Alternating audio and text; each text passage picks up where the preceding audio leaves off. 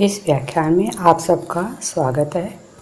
पिछले व्याख्यान में हमने दर्शन, वैशेषिक दर्शन एवं अन्नम भट्ट के द्वारा विरचित तर्क संग्रह से संबंधित सामान्य जानकारी प्राप्त की थी। इस व्याख्यान में हम तर्क संग्रह में जिन विषयों का विस्तार से वर्णन किया गया है क्रमबद्ध, उनका अध्ययन करना शुरू करेंगे। यह पुस्तक गद्य में लिखी गई है तथा विषयों का जिस तरह से कथन किया गया था उसी क्रम से सर्वप्रथम द्रव्य जो 9 माने गए थे, उन 9 द्रव्यों के लक्षण और भेद उपभेद आदि का वर्णन प्रस्तुत किया गया है। 9 द्रव्यों में पहला द्रव्य है पृथ्वी। पाठ्यपुस्तक के संस्कृत अंश के अनुरूप इसका अर्थ प्रस्तुत किया जाएगा और फिर उसको विस्तार से व्याख्या के रूप में हम समझेंगे। सर्वप्रथम हम पृथ्वी द्रव्य क्या होता है, उसके कितने भेद होते हैं, इसको ग्रंथकार के अनुसार समझने का प्रयास करेंगे। तत्र गंधवती पृथ्वी। ग्रंथकार ने यहाँ तत्र शब्द का प्रयोग करते हुए बताया है कि जो 9 द्रव्य बताए हैं, उन 9 द्रव्यों में प्रथम द्रव्य पृथ्वी होता है, जिसका लक्षण है गंधवती, अर्थात वह द्रव्य जो गंध गुण से युक्त होता है वह पृथ्वी कहा जाता है। इसी को हम यूँ भी कहते हैं कि जिस द्रव्य में गंध नामक गुण समवाय संबंध से रहता है वह द्रव्य पृथ्वी होता है।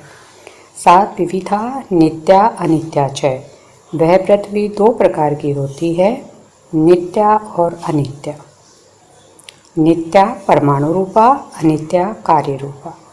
नित्या पृथ्वी परमाणु रूप होती है अर्थात सूक्ष्म रूप होती है, अनित्या कार्य रूपा और अनित्य पृथ्वी कार्य रूप होती है।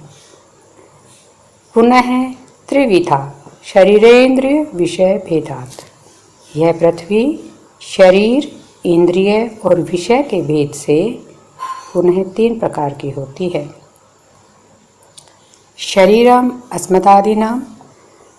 इसका जो शरीर रूप है वह हम मनुष्य, पशु, पक्षी, वनस्पति इत्यादि के शरीर हैं। इंद्रियम गंधग्राहकम ग्रहणम नासाग्रवर्ती। इसका जो इंद्रिय नामक प्रकार है वह गंध को ग्रहण कराने वाली घ्राण है, जो कि नासिका के अग्रभाग में रहती है। विषयो मृत पाषाण आदि। इसका विषय रूप पृथ्वी के मिट्टी, पत्थर आदि पदार्थ हैं। एक बार पुनः हम पूरे इस वर्णन को एक साथ समझेंगे कि गंध नामक गुण से युक्त द्रव्य पृथ्वी कहा जाता है। वह 2 प्रकार का होता है, नित्य और अनित्य। नित्या पृथ्वी परमाणु रूप होती है, अनित्या कार्य रूप। शरीर, इंद्रिय, विषय के भेद से यह पृथ्वी पुनः 3 प्रकार की होती है। हम मनुष्य, पशु, पक्षी आदि के शरीर पृथ्वी का शरीर होते हैं। गंध को ग्रहण करने वाली जो घ्राण इंद्रिय होती है, जो नासिका के अग्रभाग में विद्यमान होती है, वह पृथ्वी का इंद्रिय रूप होता है। और मिट्टी, पत्थर आदि पदार्थ पृथ्वी के विषय कहे जाते हैं।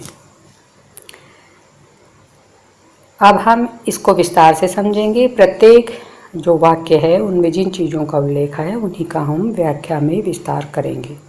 सर्वप्रथम हम बताएंगे कि यहाँ ग्रंथकार के द्वारा पृथ्वी के लक्षण और भेद उपभेदों का अतिक्रमबद्ध व सारगर्भित रूप में स्पष्ट वर्णन किया गया है। न्याय दर्शन में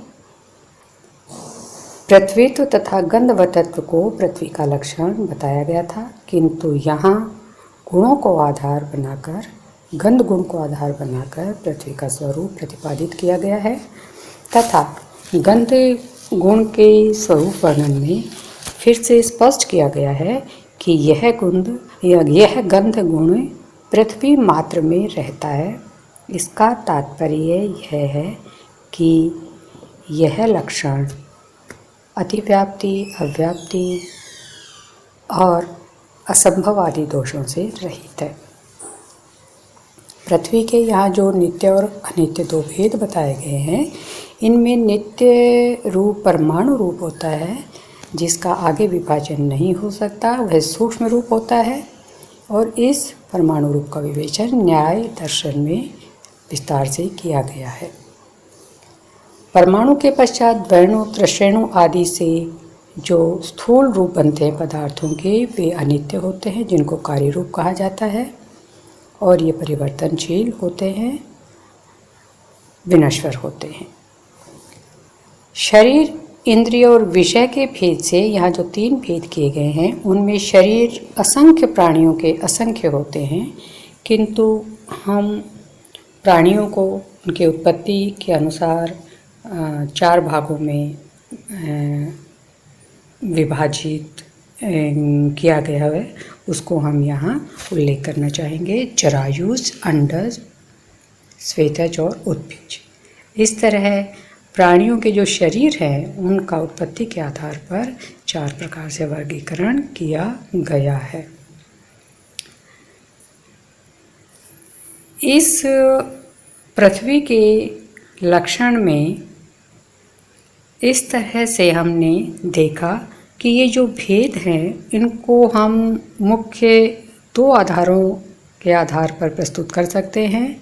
नित्य और अनित्य भेद काल के आधार पर, तथा इसका जो शरीर, विषय और इंद्रिय रूप है, उसको व्यावहारिक संरचना के आधार पर समझ सकते हैं।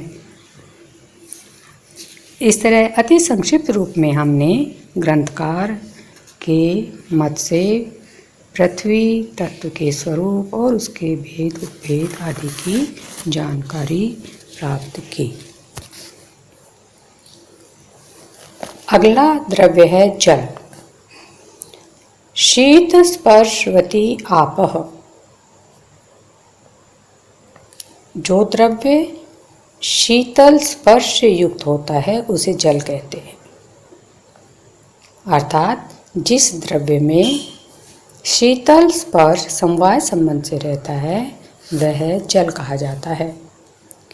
ता द्विविधा नित्या अनित्याश्च। जल 2 प्रकार के होते हैं, नित्य और अनित्य। नित्या परमाणु रूपा, अनित्या कार्य रूपा।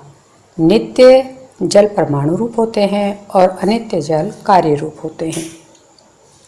जल पुनः 3 प्रकार के होते हैं, शरीर, इंद्रिय और विषय रूप। अर्थात शरीर, इंद्रिय और विषय के भेद से जल पुनः 3 प्रकार का होता है। शरीरम वरुणलोके। जल का शरीर रूप वरुणलोक में रहता है। इंद्रियम रसग्राहकम रसनम जिह्वाग्रवर्ती। इसका इंद्रिय रूप रस को ग्रहण कराने वाली रसना है, जो जिह्वा के अग्रभाग में रहती है। विषय सरित समुद्र आदि। जल का विषय रूप पृथ्वी पर विद्यमान नदी, समुद्र आदि हैं। एक बार पूरे गद्यांश का हिंदी अर्थ फिर से बताया जा रहा है कि शीतल स्पर्श से युक्त द्रव्य जल कहा जाता है। जल 2 प्रकार के होते हैं, नित्य और अनित्य। नित्य जल परमाणु रूप होते हैं, अनित्य कार्य रूप होते हैं। पुनः जल तत्व शरीर, इंद्रिय और विषय के भेद से 3 प्रकार का होता है। जल का शरीर रूप वरुणलोक में रहता है। इंद्रिय रूप रस को ग्रहण कराने वाली रसना, जो कि जिह्वा के अग्रभाग में रहती है, वहाँ विद्यमान होता है। और इसका विषय रूप समस्त नदियाँ, समुद्र आदि होते हैं। यहाँ भी हमने देखा कि इस गद्यांश के माध्यम से ग्रंथकार ने जल नामक द्रव्य का अत्यंत स्पष्टता के साथ विवेचन किया है। लक्षण में शीतल शब्द का समावेश करके इस लक्षण को पृथ्वी, तेज और वायु में अतिव्याप्ति से मुक्त रखा है, क्योंकि अग्नि का स्पर्श उष्ण होता है, पृथ्वी और वायु का स्पर्श न शीतल होता है न उष्ण होता है। स्पर्श शब्द से लक्षण आकाश के लक्षण में अतिव्याप्त नहीं होता, क्योंकि आकाश में स्पर्श गुण मौलिक गुण नहीं है। यहाँ आपय शब्द के विशेषणों का स्त्रीलिंग और बहुवचन में प्रयोग हुआ है, क्योंकि जल शब्द का वाचक आपय शब्द संस्कृत में नित्य स्त्रीलिंग और बहुवचनांत होता है। यह विशेषता एक बार फिर से बता रही हूँ कि यहाँ आपय के लिए जो विशेषण शब्द प्रयुक्त हुए हैं वे बहुवचन में हैं और स्त्रीलिंग में हैं। स्त्रीलिंग के बहुवचन में प्रयुक्त हुए हैं, क्योंकि जल जो है उसका वाचक जो आपय शब्द है वो संस्कृत में हमेशा बहुवचन और स्त्रीलिंग में ही प्रयुक्त होता है। न्याय और वैशेषिक दर्शन के अनुसार जल के जो शरीर रूप हैं वो अयोनिस होते हैं। तर्क भाषा के अनुसार जल में कुल 14 गुण विद्यमान होते हैं। इस तरह से हमने देखा कि ग्रंथकार ने ये जो 5 महाभूत हैं उनमें जिन 2 महाभूतों को द्रव्य के रूप में प्रस्तुत किया, तो उनके स्वरूप, उनके भेद, उपभेद आदि का वर्णन क्रम समान रखा है। सबसे पहले द्रव्य का लक्षण प्रस्तुत किया है, फिर उसके मुख्य 2 भेद किए हैं काल की दृष्टि से, नित्य और अनित्य। उसके पश्चात उसके पुनः 3 भेद किए हैं, शरीर, इंद्रिय और विषय की दृष्टि से, और उनका स्वरूप बताया है। तो इस तरह से हमने इस गद्यांश के माध्यम से जल क्या होता है, उसके कितने भेद होते हैं, उनका स्वरूप क्या होता है, यह अन्नम भट्ट के मतानुसार भली भांति समझने का प्रयास किया। आगे के द्रव्यों का वर्णन हम आगामी व्याख्यान में करेंगे। वह वर्णन भी इसी क्रम से किया जाएगा और आगे के द्रव्यों का वर्णन करने से पूर्व यहाँ यह समझना आवश्यक है कि यह पुस्तक जो है इसमें 3 तरह के प्रश्न पूछे जाते हैं।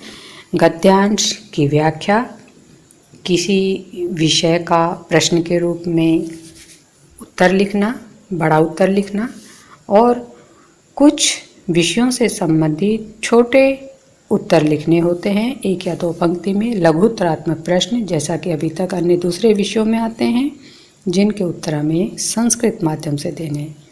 व्याख्या और प्रश्न जो बड़ा है वो हिंदी माध्यम से ही हमें प्रस्तुत करना होता है।